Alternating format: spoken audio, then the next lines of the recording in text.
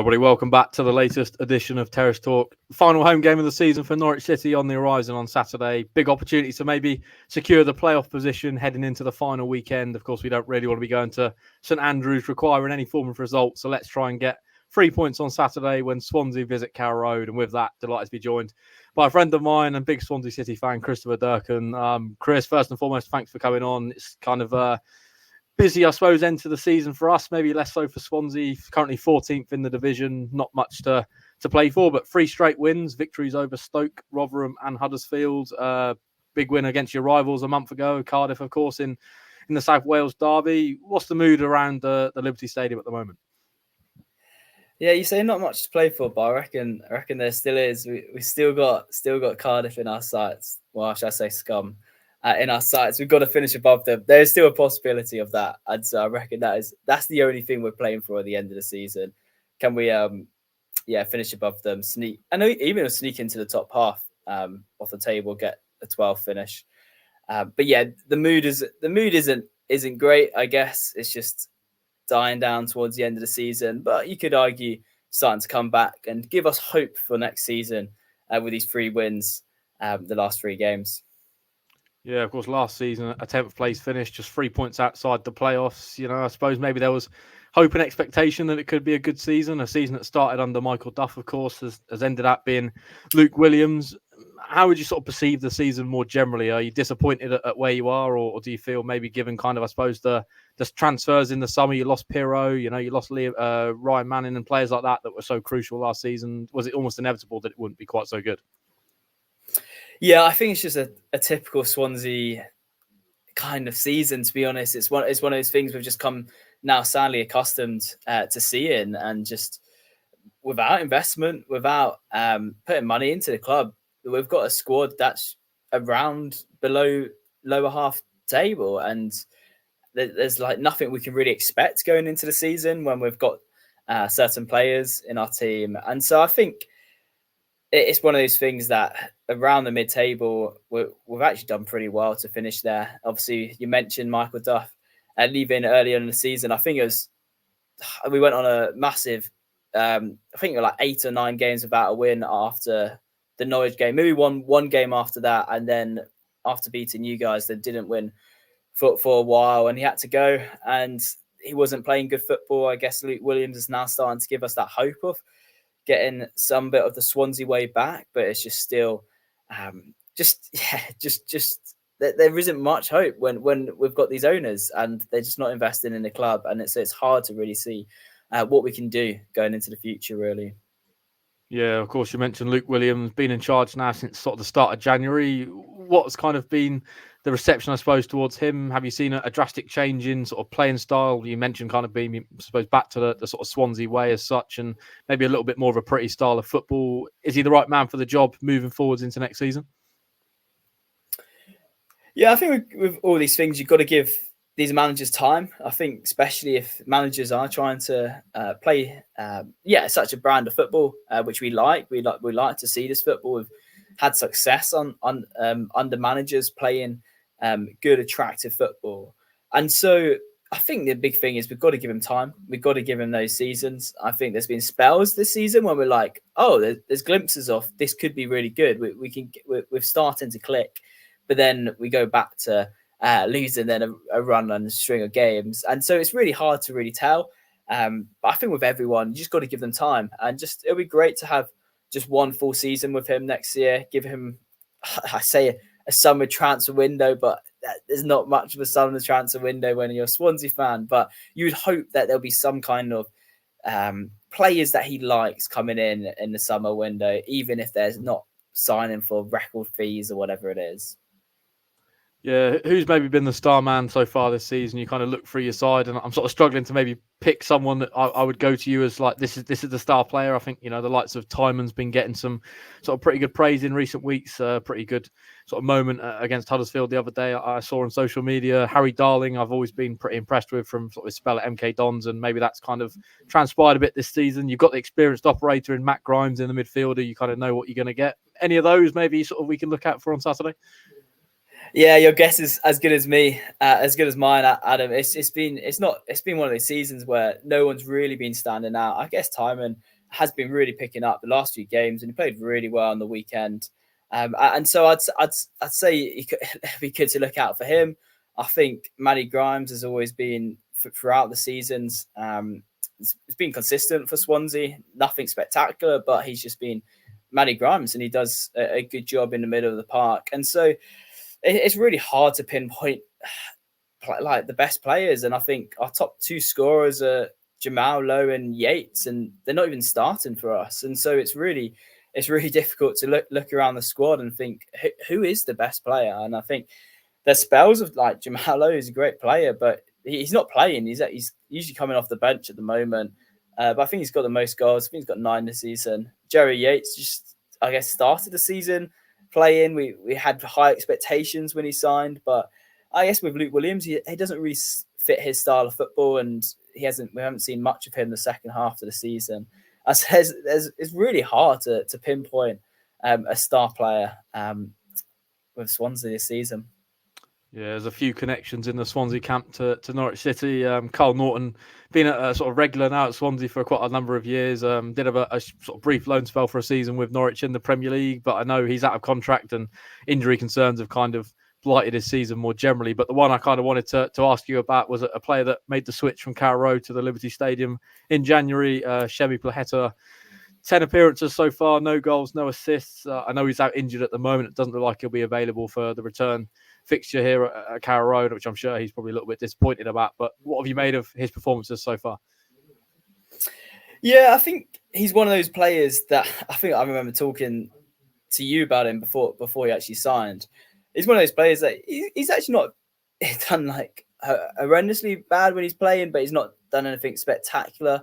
You can see glimpses of like, oh, could he be good for us? As you say, I think he's out, so we won't see him on the weekend. But yeah, I didn't realize you say no goals or no assists, and so he needs to really, I guess, deliver it in terms of that. Yeah, there's a few games I was watching, and I really did like the look of him.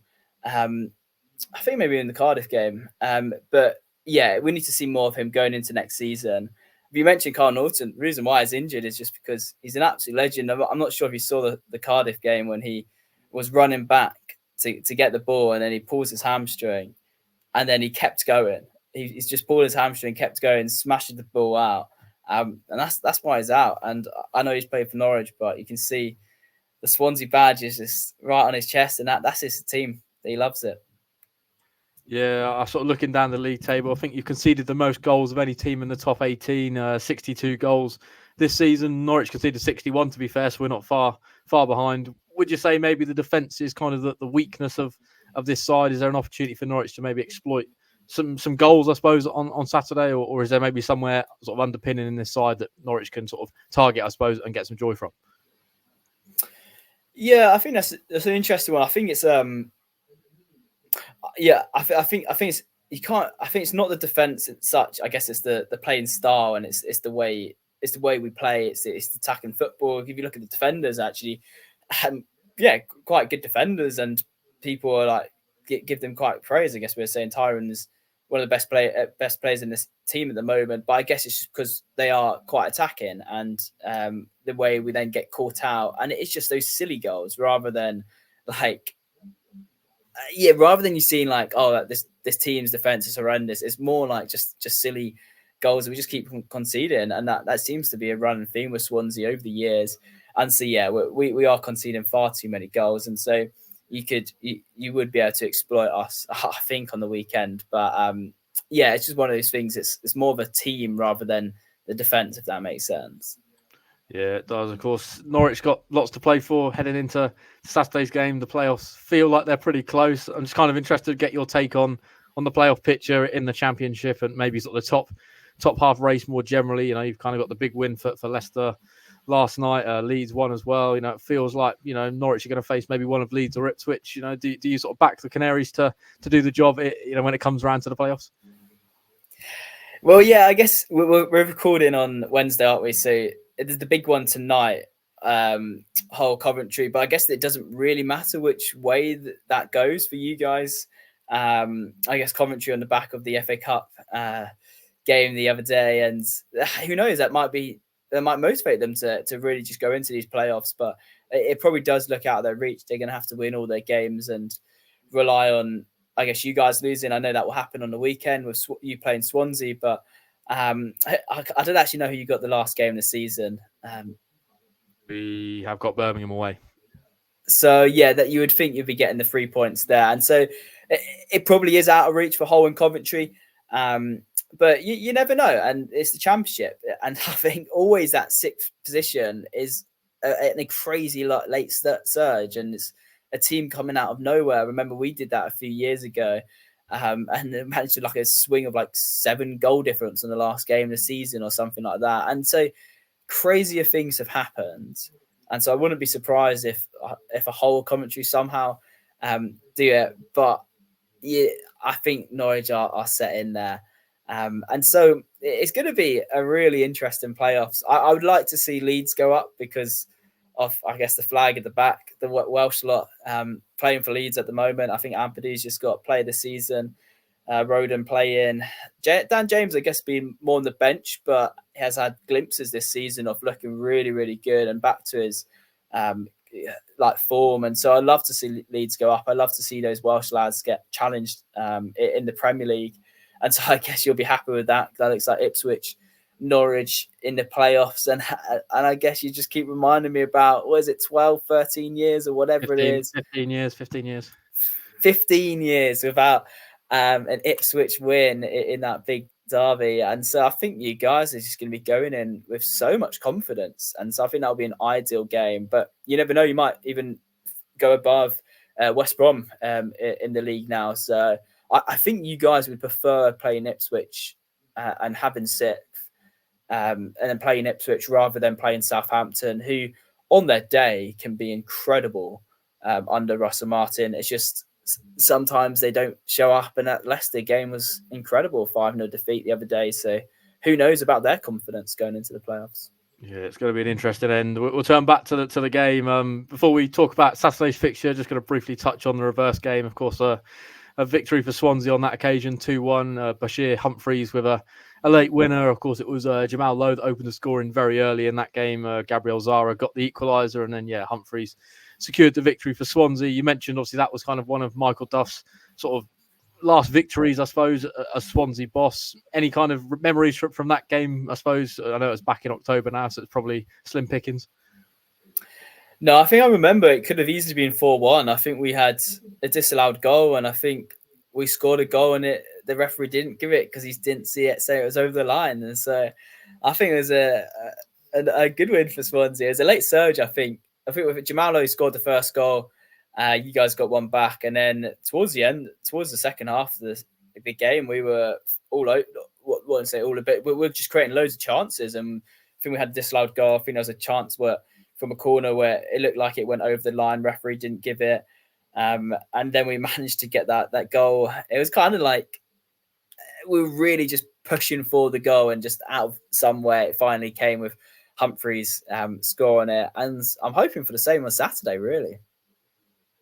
Yeah, there's often goals in this game. I was sort of looking at the record more generally between the two sides. It's Norwich have won 25 sort of times in this fixture. Swansea have won 25 times, and there's been 10 draws. So we're very, very, very evenly matched. I don't think there's been a draw at all in the last 10 games between us. One side's always won. I suppose with that all in mind and all the context we've spoken around in this show, how does your heart and your head feel heading into Saturday? Wow, that I didn't know those statistics. That is great. I love to make it 26 on the weekend. I guess my heart obviously is going to be saying Swansea. We won there last year as well. We won 3-0 towards the end of the season. That was, and love to make it the double this year. But my head's far from that. I just can't see us doing it. I guess Swansea haven't been playing that well against the bigger teams. I think the records for us against the lower league teams compared to the bigger teams is just crazy this year. I guess that's why we've won 3 games in a row, because it's been Stoke, Huddersfield, and Rotherham. Yeah, we beat, and so all these lower league teams. I think it's going to be a tough one. I'll take a draw to make it 11 draws. Let's go 2-2. Yeah, I can see a sort of high-scoring affair. I feel like Norwich might just edge it, but of course, we'll see. Chris, of course, thanks for your time this evening. Looking forward to the game on Saturday. Should be a good one. I know David Wagner, we're speaking to him tomorrow, so we'll get the full team news update heading into this one. I see a few people maybe on social have spotted that Ashley Barnes and Johnny Rowe weren't in the training video that the club put out today, but hopefully that's, of course, nothing too serious. So keep it locked to the Pink 'Un channels for everything you need to know there. That will all be available tomorrow, Thursday, as it is by the time you're watching this. Norwich, big opportunity on Saturday. Of course, we'll all be watching the big game tonight between Hull and Coventry. I think we're all hoping for a draw maybe, and then Norwich can seal the job with 3 points against the Swans on Saturday.